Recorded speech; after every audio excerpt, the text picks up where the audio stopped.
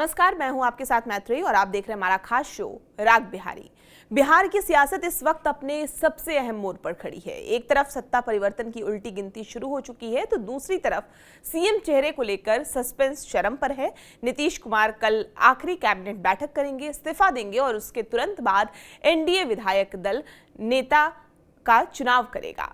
सवाल यह है कि क्या नाम जो है वो पहले से तय है, क्या आखिरी वक्त तक सस्पेंस बना रहेगा। इधर बीजेपी ने कमान अपने हाथ में ले ली है। शिवराज सिंह चौहान पर्यवेक्षक बनाकर भेजे गए हैं और साफ संकेत है कि अगला सीएम जो चेहरा जो है वो बीजेपी ही तय करेगी। जेडीयू में भी हलचल कम नहीं है। निशांत कुमार की एंट्री और संभावित डिप्टी सीएम की चर्चा ने नई बहस छेड़ दी है। क्या ये नई राजनीतिक विरासत की शुरुआत है। इसी बीच हम लालू प्रसाद यादव की भी खबर देखें जिसमें सुप्रीम कोर्ट से उन्हें बड़ा झटका लगा है, जिससे बिहार की सियासत में एक और हलचल जुड़ गई है। तो सवाल कई है कि किसके सिर सजेगा बिहार का ताज।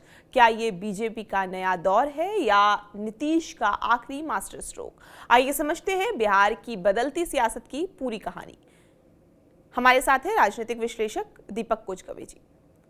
सर, बहुत बहुत स्वागत है आपका। सर, जेडीयू और बीजेपी दोनों ही अपने अपने स्तर पर लगातार अभी बैठक कर रही है। जेडीयू में मंत्री पद, नए पुराने चेहरों का संतुलन और गठबंधन की शर्तों पर चर्चा हो रही है। वहीं बीजेपी ने विधायकों को पटना में रहने के निर्देश दिए हैं। पोस्टर हटने और नए समीकरण बनने से संकेत मिल रहे हैं कि सत्ता का केंद्र धीरे धीरे बीजेपी की ओर शिफ्ट हो रहा है। 14 अप्रैल को हमने ये खबर सुनी कि नीतीश कुमार आखिरी कैबिनेट बैठक करेंगे और फिर इस्तीफा देंगे। इसके तुरंत बाद एनडीए विधायक दल की भी बैठक होगी जहां नए नेता का चुनाव होगा। नरेंद्र मोदी भी 14-15 अप्रैल को पटना आने की उनकी संभावना है। इसको लेकर भी हलचल तेज है। स्टेट हैंगर से लेकर राजभवन तक सुरक्षा और बैरिकेडिंग शुरू हो गई है। पटना डीएम भी राजभवन जाकर तैयारियों की जानकारी दे चुके हैं। इस पूरी प्रक्रिया के लिए शिवराज सिंह चौहान को पर्यवेक्षक भी बनाया गया है। मंगलवार दोपहर 2 बजे शिवराज सिंह चौहान की निगरानी में बीजेपी विधायक दल की बैठक होगी। इसी बैठक में नए सीएम के नाम पर मुहर लग सकती है। तो संकेत साफ है कि सीएम का चेहरा जो है वो बीजेपी तय करेगी और फिर एनडीए विधायक दल इसे औपचारिक मंजूरी देगा। इस प्रक्रिया में सस्पेंस और बढ़ा दिया है। इसके अलावा हम बात करें तो विजय कुमार चौधरी के बयान ने सियासत में जो है हलचल बढ़ा दी है। उन्होंने साफ कहा कि सीएम का नाम जो है वो बीजेपी तय करेगी। इसका मतलब है कि जेडीयू ने सीएम चयन की जिम्मेदारी पूरी तरह से बीजेपी के पाले में डाल दी है। हालांकि एनडीए विधायक दल की औपचारिक सहमति जरूरी होगी। तो क्या नाम पहले से तय है या विधायक दल की बैठक में आखिरी समय तक सस्पेंस रहेगा, क्योंकि जिस तरह से जेडीयू पाला झाड़ रही है बेसिकली अभी, अगर हम देखें विजय चौधरी के बयान से भी। तो देखिए, जिस तरह से बिहार में ये सस्पेंस जारी रहा लगभग 1 महीने तक, और ये पहली बार मुझे लगा कि इतना लंबा सस्पेंस और इतनी चर्चाएं, बहुत सारे नामों का जुड़ना, रोज एक नाम जुड़ जाना, और इस तरह से जो कंफ्यूजन का स्टेज रहा, पहले नहीं रहता था। पहले क्या है, नीतीश कुमार चेहरा है तो नीतीश कुमार वोट लेंगे, मिनिस्टर कौन होगा ये चेहरा होता था। मगर ये जो चेहरा है, ये जो मसला बना जिस तरह से बीजेपी ने, तो बीजेपी को पहली इतिहास बीजेपी रखने जा रही है, क्योंकि बिहार में पहली बार अपना मुख्यमंत्री देने जा रही है। इतिहास के पन्ने पर जरूर लिखा होगा कि पहला बीजेपी का सीएम कौन हुआ था।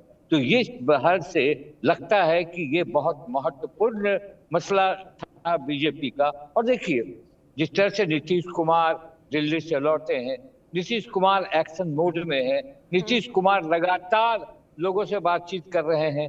उन्होंने अपने पार्टी की लाइनअप को तैयार किया है। अपना उन्हें पता है कि मेरा डिप्टी सीएम होगा, सीएम तो उनका होना है, ये नीतीश कुमार ने मान लिया था। और ये बात जो चल रही थी कि किसका सीएम होगा नहीं होगा, मगर ये तय है कि बीजेपी का होगा।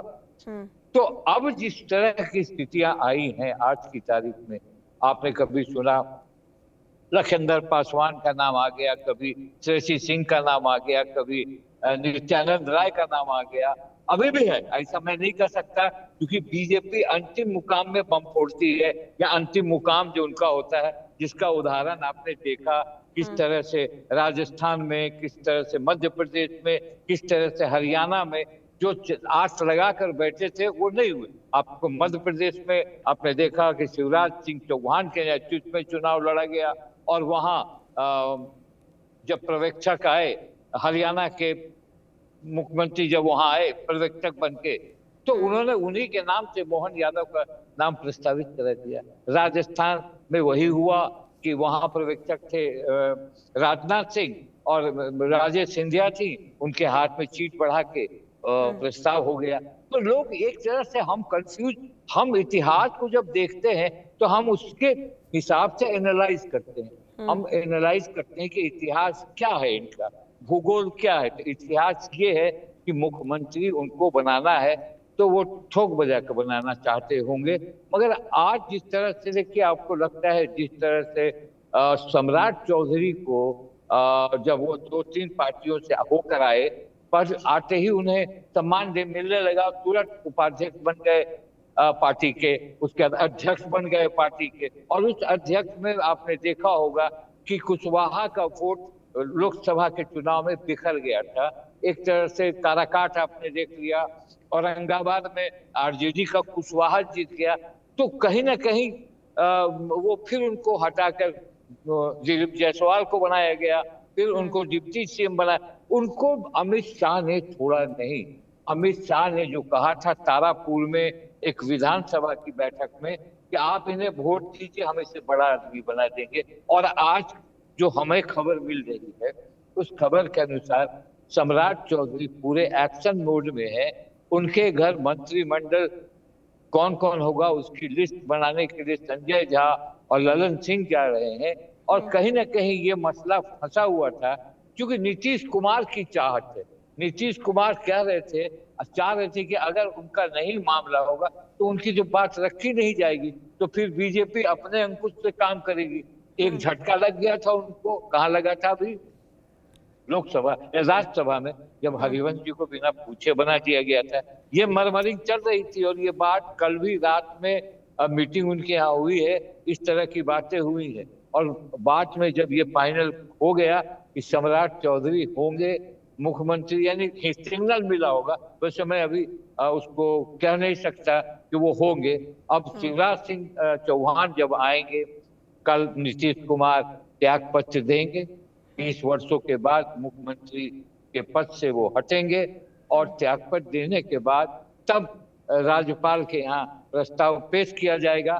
फिर विधायक दल की बैठक होगी, विधानमंडल दल की बैठक होगी, और तब वहां चुन लिया जाएगा जो नेता हो।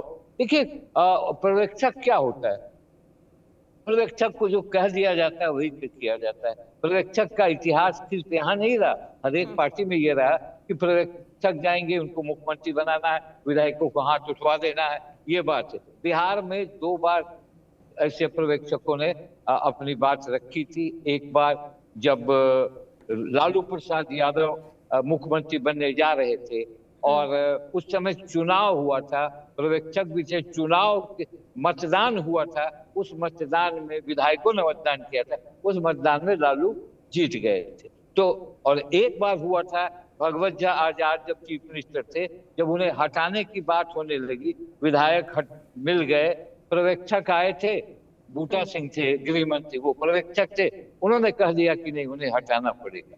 तो शिवराज सिंह चौहान आएंगे, और प्रधानमंत्री भी आ रहे हैं, चर्चा ये है, अभी पुष्टि नहीं है, अमित शाह भी आ रहे हैं। तो बीजेपी के लिए एक बहुत बड़ा मौका है बिहार में। और बंगाल में 50 एमएलए जो चुनाव में बिहार के हैं, उन्हें सम्मान किया गया है। आज वो सब आएंगे, और कहा गया है कि जब तक सरकार नहीं बन जाएगी तब तक बंगाल नहीं जाना है। तो देखिए मोटा मोटी अभी नाम, मैं ये इनकार नहीं कर सकता कि अभी भी कोई नाम है, चल सकता है, मगर जिस तरह की एक्टिविटीज आज दिखी है पटना में, उस एक्टिविटी से लगता है कुछ सिग्नल जरूर मिला है नीतीश कुमार को।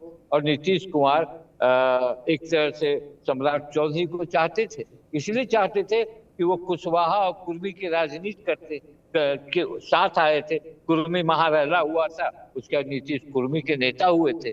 तो कुर्मी और इसको मिला के 60% वोट है, 4.82 है कुशवाहा और 2 पॉइंट समथिंग है कुर्मी, तो उसी का लेके चलना चाहते हैं। हालांकि बीच में ये बात आई थी कि बीजेपी ओबीसी से हटकर ईबीसी में आना चाहता है, कि एक नया हो, चूंकि लगातार ओबीसी के मुख्यमंत्री रहे बिहार में, तो ओबीसी को लेके ईबीसी में आना चाहते हैं। अब देखिए, ये तो सवाल है कि जब तक बीजेपी ने अभी से, देखिए श्रवण कुमार ने क्या कहा।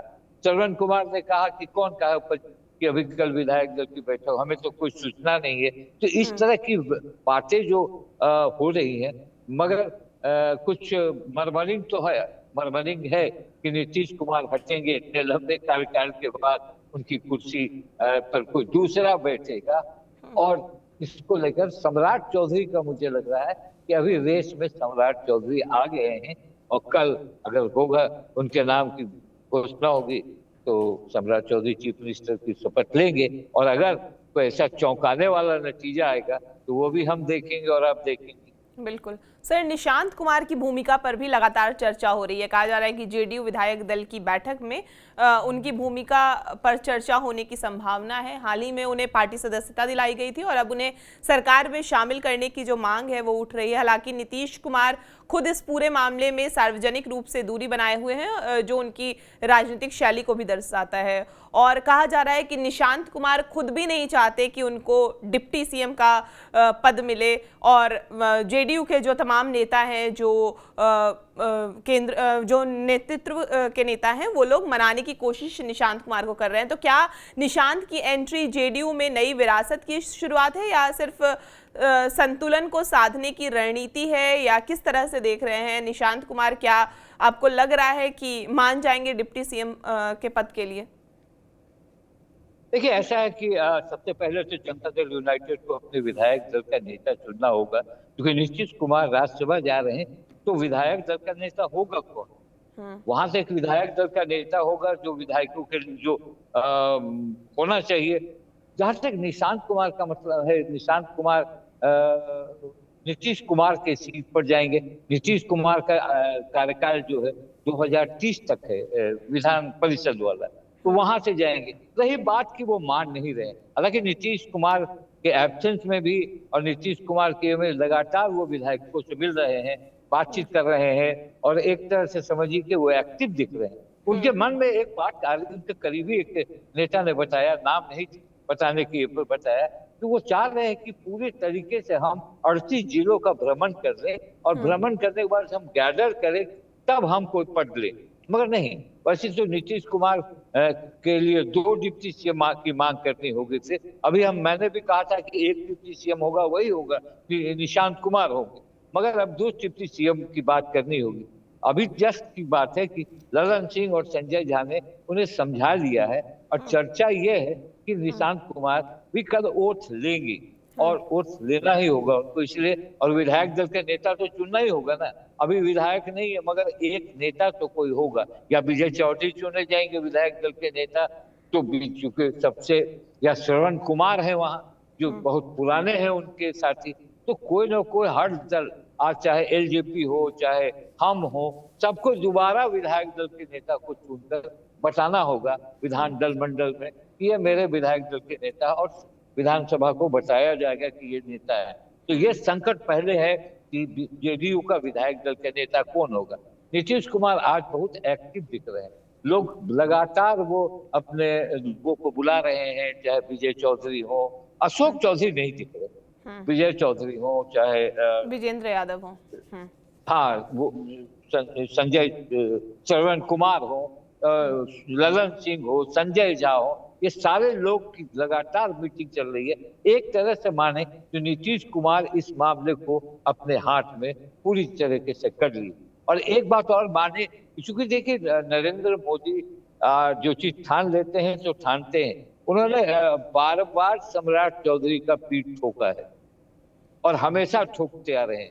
आपने देखा था हाल में वो सीमांचल में जो मीटिंग उन्होंने की थी, और उस 2-3 दिनों उसमें लगातार उनके साथ थे, तो कहीं न कहीं सम्राट चौधरी के विरोधी, भले उनको ये कुछ उनके खिलाफ होंगे, मगर जब अमित शाह उनके साथ हैं तो चांसेस ज्यादा बढ़ जाता है कि वो होंगे।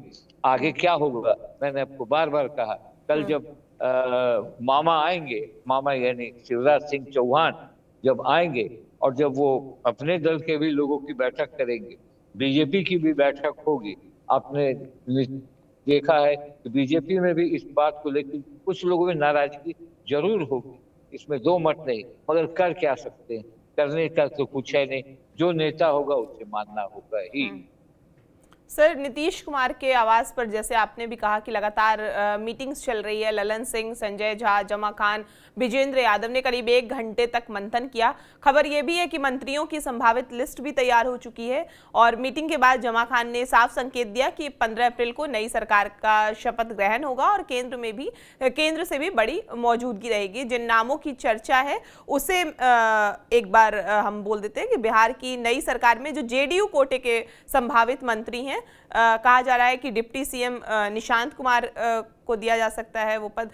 विजेंद्र यादव का नाम है, विजय कुमार चौधरी का नाम है, श्रवण कुमार, अशोक चौधरी, लेसी सिंह, मदन सैनी, जमा खान, सुनील कुमार। और अगर हम बीजेपी कोटे से संभावित मंत्रियों के नाम की बात करें तो विजय कुमार सिन्हा, मंगल पांडे, रामकृपाल यादव, दिलीप जायसवाल, श्रेयसी सिंह, लखेंद्र पासवान, रमा निषाद, प्रमोद कुमार चंद्रवंशी, अरुण शंकर प्रसाद और संजय सिंह टाइगर का नाम। हम से संतोष कुमार सुमन और चिराग पासवान के एलजेपीआर से संजय पासवान और संजय कुमार सिंह और इनकी पार्टी जो उपेंद्र कुशवाहा की पार्टी है आरएलएम, उससे दीपक प्रकाश का नाम सामने आ रहा है। तो और किन किन मंत्रियों का नाम आपको लगता है कि हो सकते हैं इस संभावित, क्या क्या हो सकता है? देखिए, जिस तरह की का लिस्ट है, जो पुरानी लिस्ट है, जिस पुराने लिस्ट में अभी सरकार रन कर रही है वो मंत्री है, मुझे जो लगता है कि जनता दल यूनाइटेड एक युवा मंत्रिमंडल देना चाहेगा कि कुछ युवाओं का भी समागम होना चाहिए, क्योंकि 75% मिनिस्ट्री इस मंत्रिमंडल में 75% लोगों को जगह दी जाएगी। उसे मुझे लगता है कि कुछ ड्रॉप होंगे। विजेंद्र चौधरी ने तो कहा था कि मैं नीतीश कुमार नहीं हूं तो मैं मंत्रिमंडल में नहीं रहूंगा, क्योंकि नीतीश कुमार जानते हैं कि ऊर्जा विभाग विजेंद्र यादव बहुत शानदार तरीके से चला रहे हैं लगातार, तो उनको वो छोड़ना नहीं चाहिए, मना सकते हैं, मगर उन्होंने स्पष्ट कहा था कुछ ऐसे हैं, जैसे आपको मैं बताऊं, जनता दल यूनाइटेड में नए जो जीत कर आए हैं, चेतन आनंद हैं, इस टाइप के और 2-3 लोग होंगे जो नए चेहरे होंगे। और जहां तक बीजेपी में है तो नितिन मिश्रा के नाम को हम नहीं छोड़ सकते। नितिन मिश्रा बहुत दिन से वेटिंग फॉर पोस्टिंग में है, तो नितिन मिश्रा को हो सकता है कि मिथिलांचल को ये देखते हुए, क्योंकि संजय सरागवी को जब उन्होंने बना के मिथिलांचल को ये कर दिया, मगर कास्ट फैक्टर के हिसाब से, कास्ट संतुलन के हिसाब से मुझे लगता है कि नितिन मिश्रा आएंगे मंत्रिमंडल में और लोग जो है, हो सकता है एक चौंका देने वाला कोई नाम आ जाए, जो सदस्य भी ना हो उन्हें रखा जाए और बाद में से सदस्य बनाया जाए। नाम देना मेरा उचित नहीं होगा, क्योंकि मैं समझ रहा हूँ एक ऐसे लोग भी हैं तो जो मंत्री बनाए जा सकते हैं परफॉर्मेंस के हिसाब से, और उन्हें बाद में सदस्यता दिलाई जा सकती है। मगर ये पूरी तरह से मैं नहीं मानता कि जो मंत्रिमंडल फाइनल वही हो जाएगा, उसमें दोनों तरफ से फेरबदल होगा। और हम में जो मंत्री हैं, आपने देखा, एक है चिराग पासवान को संभवतः एक मंत्रिमंडल दो मिलेगा, तो एक दोनों इसी में होगा या फिर मंत्रिमंडल का विस्तार बाद में होगा, ये भी देखना होगा। 75% के बाद जितने बचे हुए मंत्री हैं उसको बाद में भी लिया जा सकता है। सर, लालू यादव को सुप्रीम, अब ये भी देखना होगा कि स्पीकर किसे बनाया जा रहा है। एक मसला है, कहीं आपस में एक समझौता तो बीच में नहीं हुआ, क्योंकि नीतीश कुमार गृह मंत्रालय छोड़ दिए, सामान्य प्रशासन अपने पास रखे हुए हैं। अगर गृह मंत्रालय सम्राट चौधरी के पास ही होता है, सामान्य प्रशासन अपने पास रखते हैं। एक मसला है, वो मसला क्या है? स्पीकर अभी प्रेम कुमार, तो क्या स्पीकर बीजेपी का होगा या शिफ्टिंग होगा? क्योंकि दिल्ली में डिप्टी स्पीकर राज्यसभा तो हरिवंश को होना ही होना है, और वो हरिवंश होंगे तो वो जेडीयू की कोटा से होंगे कि राष्ट्रपति के नॉमिनी होंगे, ये देखने वाली बात है। तो ये कुछ छोटे फैक्टर्स हैं जिसमें नीतीश कुमार हो सकता है कि विधानसभा के अध्यक्ष के लिए अपने पार्टी के किसी को नामित करने की मांग करें, और गृह मंत्रालय अगर छोड़ सकते हैं, सामान्य प्रशासन अपने पास रखेंगे, क्योंकि सामान्य प्रशासन एक बहुत जबरदस्त कड़ी है प्रशासन को चुस्त दुरुस्त रखने के लिए, क्योंकि सारे ट्रांसफर पोस्टिंग सामान्य प्रशासन से ही होते हैं, चाहे वो चीफ सेक्रेटरी हो, चाहे डीजी पुलिस हो, जो भी हो। होम मिनिस्ट्री, होम डिपार्टमेंट पे जाता है, ये अलग बात है, मगर सामान्य प्रशासन महत्वपूर्ण है, जिसको नीतीश कुमार वर्षों से अपने पास रखे हुए हैं। तो ये कुछ छोटे छोटे फैक्टर्स हैं जिसको सुलझाना होगा नीतीश कुमार को, और मुझे लगता है कि सुलझा लिया जाएगा। अब नीतीश कुमार की इतनी लंबी पारी समाप्त हो रही है, ये भी एक बिहार के लोगों को आफ्टर इफेक्ट क्या होगा ये भी देखना होगा कि नीतीश कुमार के हटने के बाद what will be the after effect, तो वो देखना होगा कि क्या होता है नीतीश कुमार। और देखिए, लंबे कार्यकाल का मंत्रिमंडल है, 5 साल का है, समझिए 4 साल के आसपास का टेन्योर है। इन 4 वर्षों में क्या अप डाउन होगा, क्या नहीं होगा, ये भी सब देखने वाली बात होगी। मगर हाँ, अभी जो मैं मानता हूँ कि रेस में सम्राट चौधरी थोड़ा आगे आ गए। बिल्कुल।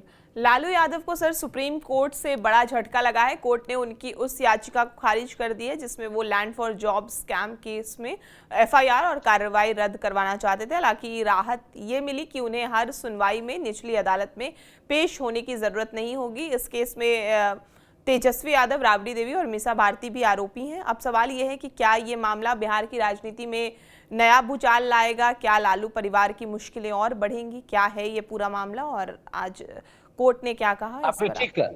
आपने ठीक कहा, ये मसला झटका है लालू प्रसाद यादव के पूरे परिवार पर। लालू प्रसाद पर अगर होता तो बात समझ में आती। तेजस्वी है, मीसा भारती है, राबड़ी देवी है, और भी 1-2 लोग हैं जो अपने नाम हैं।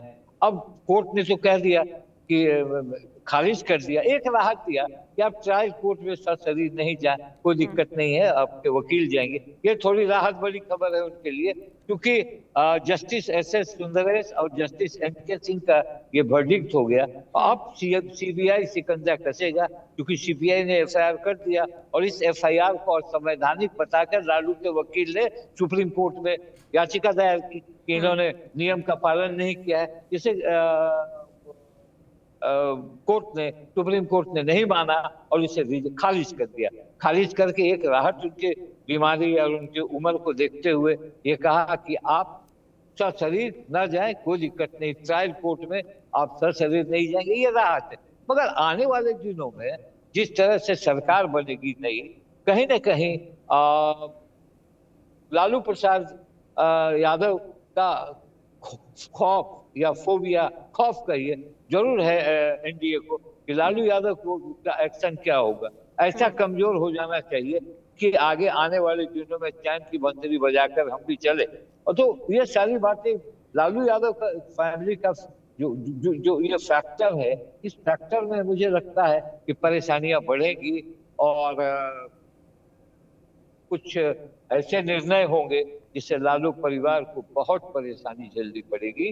और पॉलिटिकली जिस तरह से तेजस्वी यादव भी दिनों आप देखेंगे कि थोड़ा बहुत एक्टिव नहीं दिख रहे हैं।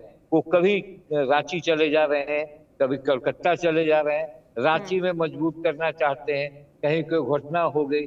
एक बहुत जबरदस्त विपक्ष के नेता की भूमिका में नहीं दिख रहे हैं। वजह क्या है ये मैं नहीं कह सकता, मगर जिस तरह से 25 सीट को लेकर हाई तौबा मचा रहे हैं, 2010 में 22 सीट पर लालू यादव आ गए थे, मगर फिर उन्होंने बाउंस बैक किया था। तो अब क्या करेंगे तेजस्वी यादव और उनकी टीम, ये देखने वाली बात होगी। और बिहार की राजनीति में ये निर्णय भी एक मसला रखता है आज के दिन। बिल्कुल, बिहार में सियासी काउंटडाउन शुरू हो चुका है और जिस तरह से अभी मंत्रिमंडल का विस्तार होना है, कई मंत्रियों की चर्चा हो रही है, मंत्री बनने की कई नेताओं की चर्चा हो रही है। और नीतीश कुमार का भी अगर हम देखें तो सीएम चयन में अपनी पसंद थोपने से वो बच रहे हैं। कारण जो भी हो हम आप तक ज़रूर पहुंचाते रहेंगे और 2 दिन तक अभी जो कुछ भी पॉलिटिकल अपडेट्स होगा हम आप तक लाते रहेंगे। सर बहुत शुक्रिया हमसे बातचीत करने के लिए। जी। आपको इन तीनों विषयों पे जो भी कहना है हमें कमेंट करके ज़रूर बताएं और बिहार की तमाम खबरों के लिए आप हमारे साथ बने रहें और देखते रहें TV9 बिहार झारखंड।